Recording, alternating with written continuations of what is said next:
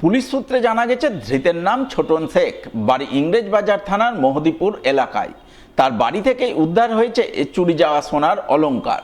জানা গেছে, গত 17 জুন মালদার হবিবপুর থানার আইহ ছাতিয়ানগাছি গ্রামের বাসিন্দা কার্তিক হালদারের বাড়িতে চুরির ঘটনা ঘটেছিল।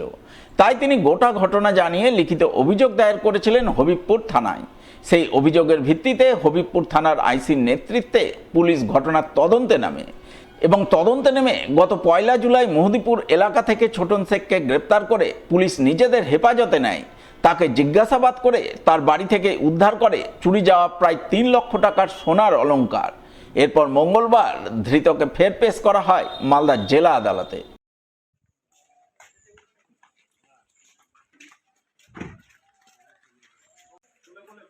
तो बिजनेस नहीं मारे